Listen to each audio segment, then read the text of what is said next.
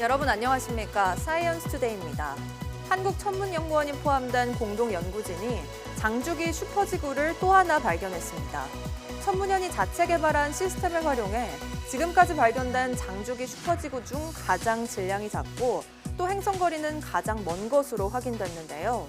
이번 발견이 외계 행성의 탄생 비밀을 밝히고 우주과학 발전에 중요한 단서가 되기를 기대합니다. 오늘의 주요 뉴스 만나보시죠.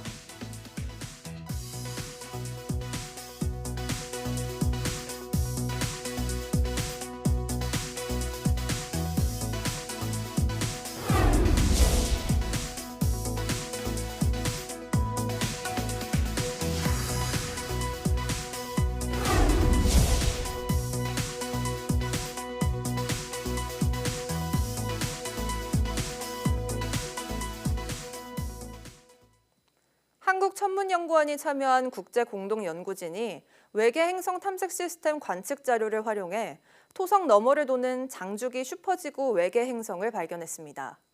연구진이 이번에 발견한 행성은 지구보다 질량이 약 1.3배 크고 지구로부터는 14,000광년 떨어져 있습니다. 또 모성과 행성 사이 거리는 약 15억 킬로미터로 지금까지 발견된 장주기 슈퍼지구 중 가장 멀고 공전 주기는 40년 정도로 추정됩니다. 천문연이 개발한 외계 행성 탐색 시스템은 빛의 휘어짐 현상을 이용해 멀리 있는 외계 행성이나 별을 찾아내는 미시 중력 렌즈 기법을 활용하며 장주기 외계 행성을 발견하는 데 특화된 시스템입니다.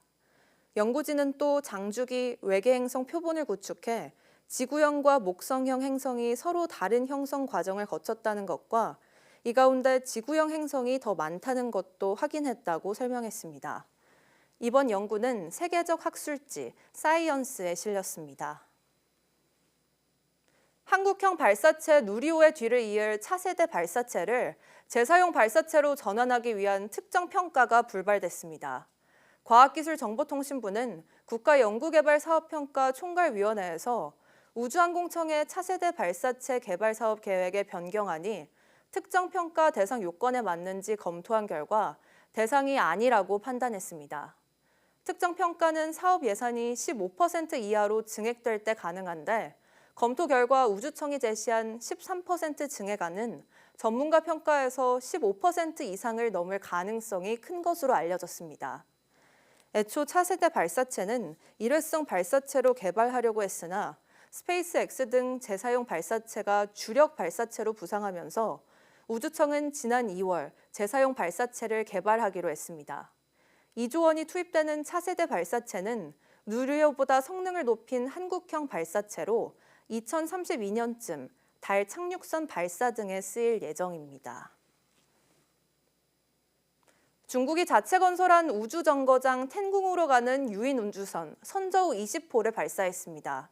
선저우 20호는 현지 시각 24일 오후 5시 17분쯤 중서부 간수성에 주치한 위성발사센터에서 창정 2F 로켓에 실려 발사됐습니다.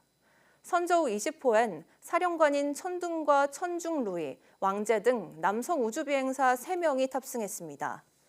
이들은 6개월 동안 텐궁에 머물며 과학실험과 우주정거장 점검 보수 등의 임무를 수행할 예정입니다. 앞서 지난해 10월 지구를 떠난 선저우 19호 승무원들은 이들과 교대한 뒤 오는 29일 지구로 귀환합니다. 농촌 인력난과 고령화 문제 속에서 사람이 아닌 로봇이 농사를 짓는 시대가 현실로 다가오고 있습니다. 정보통신 기술로 농작업을 자동화하는 스마트팜을 비롯해 다양한 로봇을 연계한 통합관리 기술까지 더해지면서 무인화가 본격화되고 있습니다. 최기성 기자입니다. 토마토를 재배하는 연구용 온실, 농업용 로봇들이 바쁘게 움직입니다. 병해충을 방제하고 수확한 작물을 옮기고 작물 상태를 점검하는 역할까지 모두 로봇이 맡아 하고 있습니다. 기존에 사람이 하던 반복 작업을 로봇이 대신하는 겁니다. 일단 저희 농가에서는 편하게 농사를 지을 수 있고, 그다음에 운반도 쉽게 하고, 그다음에 방제 농약에서 아무래도 조금 자유로워지지 않을까 그런 생각이 듭니다. 로봇들은 각각 다른 작업을 수행하지만 농촌진흥청이 만든 로봇 통합 관리 프로그램을 통해 하나의 시스템으로 제어됩니다. 컴퓨터나 스마트폰을 통해 로봇의 작업 상태, 위치, 속도 등을 실시간으로 확인하고 제어할 수 있습니다. 각 로봇의 성능은 수치로 확인됩니다. 모니터링 로봇은 93.8%의 정확도로 과실을 인식하고 수확 시기를 97.7% 정확도로 예측해줍니다. 운반 로봇은 최대 300kg까지 수확물을 나르며 무게를 실시간 측정해 생산량 관리까지 돕습니다. 방제 로봇을 도입하면 작업 시간은 40% 줄고 방제 효과는 15% 이상 향상됐습니다. 농업 인구 감소와 고령화 그리고 기후 변화에 의해서 농업의 로봇 도입이 시급한 상황입니다. 농업 생산 효율성이 증대되고 농업 인구 부족 문제를 해결할 수 있을 것으로 생각됩니다. 지난해 로봇 10대를 보급한 농진청은 올해 로봇 23대를 추가 보급하고 기술 상용화와 산업표준 제정도 추진할 계획입니다. YTN 최기성입니다. 국내 연구진이 차세대 인공지능 핵심 기술로 주목받는 전기화학 메모리 소자 이크램의 작동 원리를 규명했습니다. 포스텍 신소재공학과 김세영 교수 연구팀은 텅스텐 산화물을 이용한 실험을 통해 이크램 내부 산소 결함이 전자이동의 지름길을 형성한다는 사실을 확인했다고 밝혔습니다. 이크램은 메모리 내에서 연산이 가능해 데이터 이동 없이 빠르고 효율적인 작업이 가능한 소자로 정보를 저장하고 전달할 때 전자가 쉽게 이동할 수 있는 환경을 만들어준 겁니다. 연구팀은 이크램의 복잡한 구조로 인해 그동안 작동 원리 규명에 어려움이 있었다며 이번 연구를 통해 스마트폰과 노트북 등의 AI 실행 속도가 향상되고 배터리 사용 시간도 늘어날 것이라고 설명했습니다. 국내 연구팀이 별도의 충전 없이도 오랜 시간 전력 공급이 가능한 페로브스카이트 베타 전지를 개발했습니다. 디지스트 에너지공학과 인수일 교수팀은 방사성 동위원소 전극과 페로브스카이트 흡수층을 직접 연결해 초기 베타 전지 대비 전자의 이동을 약 56만 배 높여 전기를 발생시키는 베타 전지를 개발했다고 밝혔습니다. 연구팀은 이번에 개발된 전지가 최대 9시간 동안 출력 안정성이 유지되는 등 우수한 성능을 보였다고 설명했습니다. 특히 장기간 전력을 공급받을 수 없는 환경에서 작업하는 우주 탐사와 군사용 장비 등에 이번 기술을 활용할 수 있을 것으로 기대하고 있습니다. TV와 휴대전화 화면으로 사용되는 디스플레이는 우리 일상과 밀접한 핵심 기술로 우리나라가 세계 시장을 선도하고 있습니다. 중국의 추격이 거센 가운데 관련 부품과 장비의 국산화와 산업 경쟁력 강화를 위한 핵심 시설이 충남 천안에 문을 열었습니다. 이상곤 기자입니다. 디스플레이 산업은 우리나라의 핵심 전략 산업 중 하나입니다. 특히 유기발광 다이오드 OLED는 고부가 가치 제품으로 우리나라가 전 세계 시장의 60% 이상을 점유하며 기술력을 인정받고 있습니다. 하지만 중국의 거센 추격으로 격차가 빠르게 줄어들고 있는 상황. 이 때문에 산업을 뒷받침할 첨단 소재와 부품, 장비의 국산화율을 더 높여야 할 필요성이 날로 커지고 있습니다. OLED 관점에서는 한국이 여전히 중국보다는 경쟁력 면에서 앞서가고는 있지만 지금부터 더 한층 가속화돼서 개발을 해야만 그 경쟁력을 그대로 유지할 수 있지 않을까 싶습니다. 디스플레이 혁신 공정센터가 충남 천안에 문을 열고 시범 운영에 들어갔습니다. 전 공정을 실증할 수 있는 국내 첫 시설로 실제 생산 현장에서 사용되던 장비를 활용해 연구개발 제품의 성능을 평가할 수 있는 환경을 갖췄습니다. 국내 중견기업이 개발한 제품과 기술을 비교적 손쉽게 검증할 수 있는 길이 열리면서 국산화 속도가 빨라질 것으로 기대되고 있습니다. 삼성과 LG 등 선도 기업과의 연계를 통한 조기 상용화도 지원받을 수 있습니다. 평가를 통해서 결과를 도출했을 때는 대기업들이 납품할 수가 있고 그 비용 또한 저렴하게 할 수가 있어서 아주 좋은 그 결과를 도출할 수 있는 기회라고 보고 있습니다. 충청남도는 시설 운영이 본궤도에 오르면 차세대 기술 개발과 기업 간 선순환 생태계 조성 등을 추진해 나갈 계획입니다. 충남은 세계 디스플레이 시장의 20%, 또 우리나라 시장의 60%를 점유하고 있는 디스플레이 산업의 심장부입니다. 혁신 공정센터를 통해서 소부장 개발을 지원하고 인력을 양성해서 디스플레이 메카 충남의 위상을 지켜내겠습니다. 미중 무역 갈등 등 불안정한 국제 정세 속에 미래 산업의 경쟁력을 강화하려는 노력이 이어지고 있습니다. YTN 이상군입니다. SK텔레콤이 고객 정보를 탈취당했다는 사실을 알기 하루 전 이미 해킹 공격을 인지했고 신고 규정도 어긴 것으로 파악됐습니다. SK텔레콤이 국회 과학기술정보방송통신위원회 소속 국민의힘 최수진 의원에게 제출한 자료를 보면 회사 측은 지난 18일 오후 6시 9분 사내 시스템 데이터가 움직였다는 사실을 안 것으로 확인됐습니다. SK텔레콤 측은 19일 밤 11시 40분쯤 해커에 의한 악성 코드로 이용자 유심과 관련된 일부 정보가 유출된 정황을 확인했습니다. 이와 관련해 SK텔레콤 측이 해킹 공격을 발견하고 한국인터넷진흥원에 신고한 시점이 최초 인지 시점보다 하루 이상 늦었다는 점을 근거로 지연 보고 의혹을 받고 있습니다. 이에 대해 SK텔레콤 측은 사안의 중대성을 고려해 사이버 침해 사고 신고에 필요한 최소한의 발생 원인과 피해 내용을 좀 더 철저히 파악하는 과정에서 신고가 늦어졌다며 고의적인 지연 의도는 없었다고 해명했습니다. 개인정보 수집 논란을 빚다 국내 서비스를 잠정 중단한 중국의 생성형 인공지능 딥시크가 서비스 당시 해외 업체에 국내 이용자 정보를 무단 이전한 것으로 파악됐습니다. 개인정보보호위원회는 브리핑을 통해 전체 회의에서 심의 의결한 딥시크 사전 실태 점검 결과를 발표했습니다. 올해 1월 15일 국내 서비스를 개시한 딥시크는 서비스를 중단한 2월 15일까지 이용자 개인정보를 중국 내 회사 3곳과 미국 내 1곳에 이전했고 이용자로부터 국외 이전에 대한 동의를 받거나 개인정보 처리 방침에 이를 공개하지 않았습니다. 딥시크는 또 이용자의 기기, 네트워크, 앱 정보 외에도 이용자가 프롬프트에 입력한 내용을 중국 소셜미디어 틱톡의 계열사인 볼케이노에 전송한 것으로 나타났습니다. 이에 개인정보위는 무단 이전된 이용자 정보를 즉각 파기할 것을 권고하고 개인이 프롬프트에 입력한 내용을 AI 학습에 사용하지 못하게 거부할 수 있는 기능을 설치하도록 했습니다.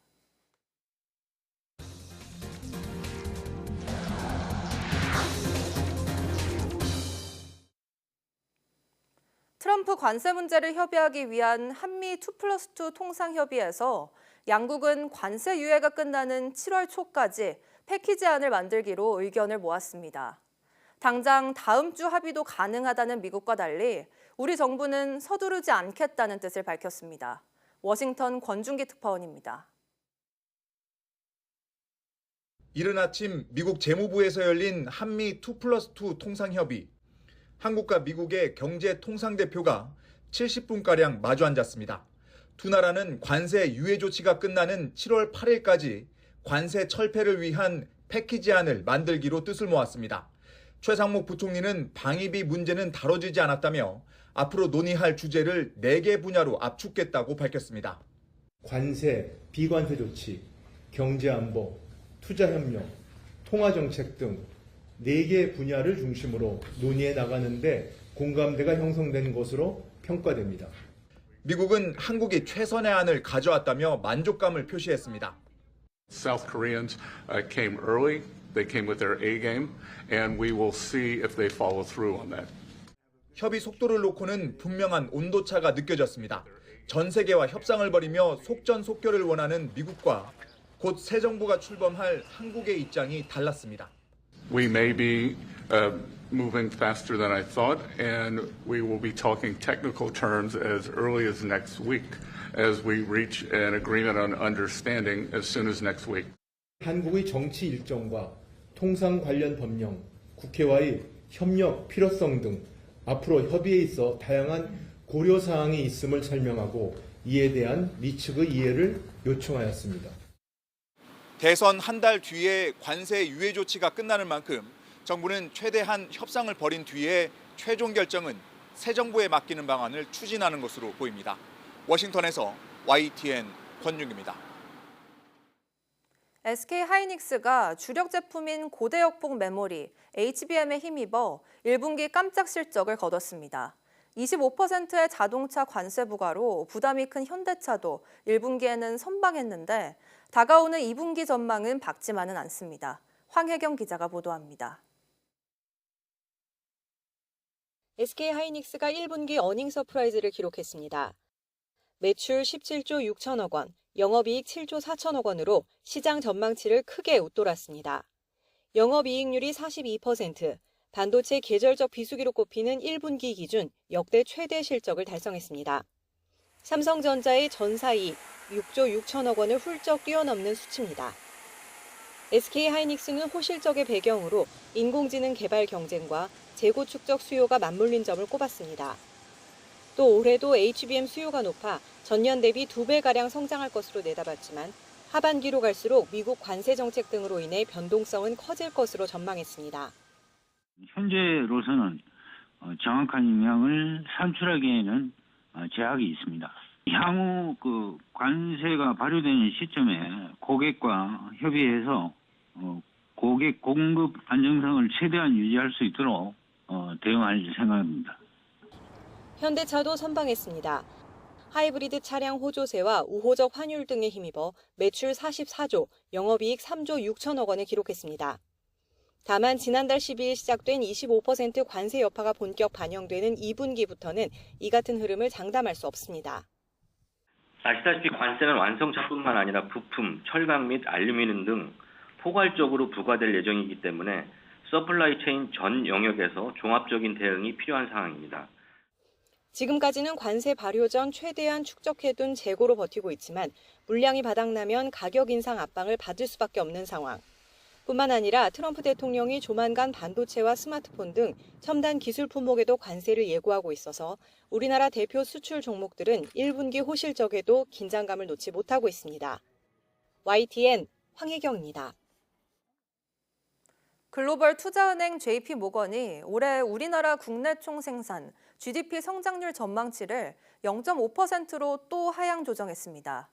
지난 8일 0.9%에서 0.7%로 내린 지 2주 만에 다시 0.2%포인트 내린 겁니다.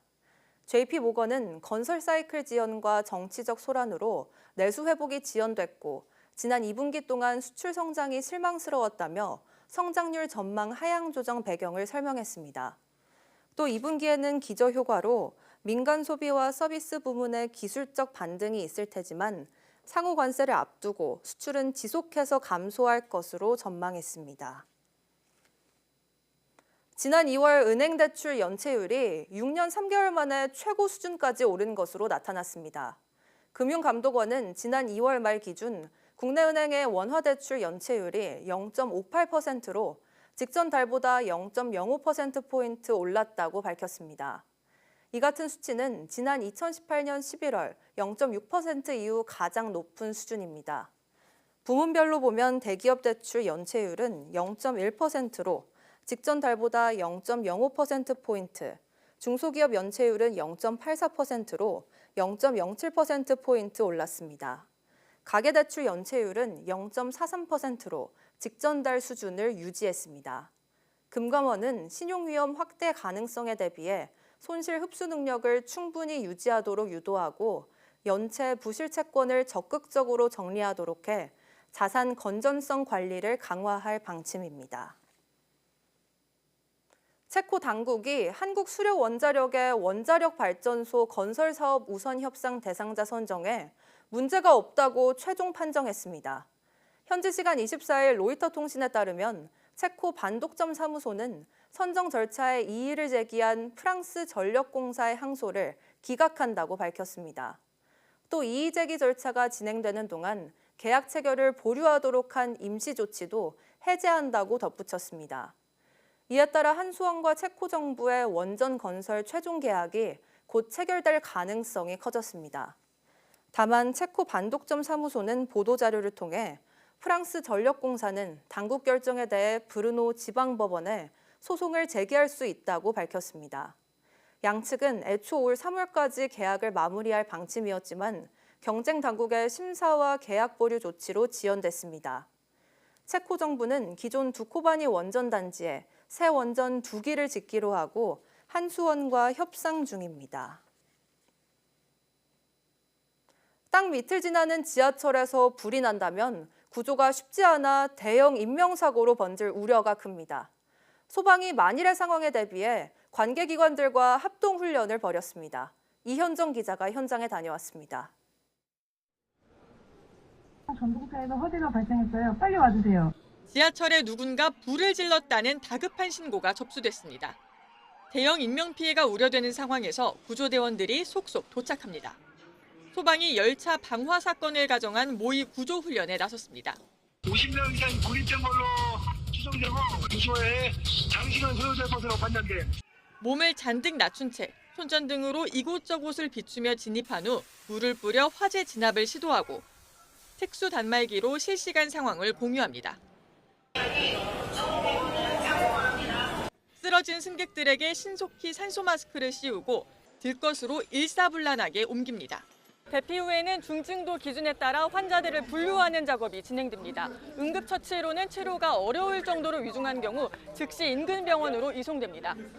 이번 훈련에는 소방뿐 아니라 인근 경찰과 군부대, 보건소 등 26개 기관 400여 명이 참여했습니다. 소방은 지하에서 재난이 발생할 경우 심리적 압박으로 피해가 더 커질 수 있는 만큼 침착하게 호흡기를 보호하고 구조대원을 기다려달라고 당부했습니다. 저희를 항상 믿고 기다려주시면 반드시 구조해드리겠습니다. 구조 대상자가 있으면 정신적으로라도 버티기 때문에. YTN 이현정입니다. 영남권에서 발생한 대형 산불로 축구장 662개에 맞먹는 규모의 사과 묘목을 다시 심어야 하는 것으로 나타났습니다. 농림축산식품부는 산불 피해 면적 중 사과 묘목갱신이 필요한 직접 피해 면적이 473헥타르라고 밝혔습니다. 이 면적은 축구장 662개 규모로 전체 사과 재배 면적의 1.4%에 해당합니다. 농식품부는 산불 피해 과수 농가가 다시 일어설 수 있도록 과수원 재조성을 희망하는 농가를 우선 지원하기로 했습니다.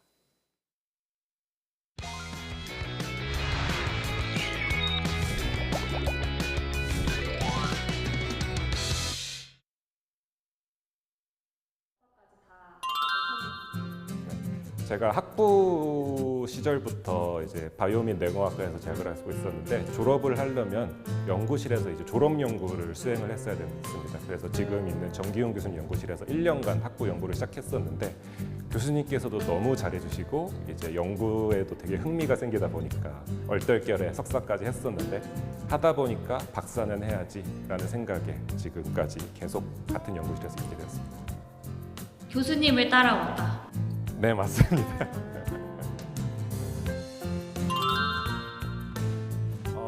지금은 그 박사후 연구원으로 이제 교수님 밑에서 일을 하면서 있지만 조만간 이제 잡을 구하는 대로 아마 연구실을 나갈 것 같기는 한데 뚜렷한 계획은 없지만 뭐 정출연이나 아니면 회사 쪽으로도 지원을 해보고 있습니다.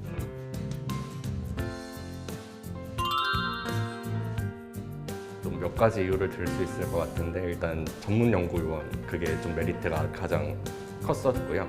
그러고 또 연구라는 거를 학부생 때 이제 다양한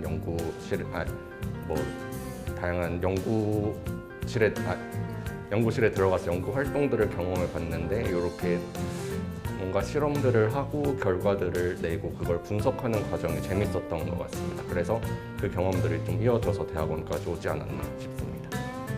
같이 공부하고 연구하고 계시는 분들 만족하시나요? 아, 네, 아주 만족하고 있습니다. 다들 훌륭한 분들 너무 많고요. 서로 도움이 굉장히 잘 되고 있습니다. 우리 선배님은 교수님이 너무 좋아서. 저희 교수님이요? 저희 교수님 아주 인격적으로 훌륭하신 분입니다. 여기 선배님은? 선배님도 아주 교수님과 마찬가지로 인격적으로 훌륭하신 분이라서요. 두 분이 아주 서로 좋아하시는 것 같습니다.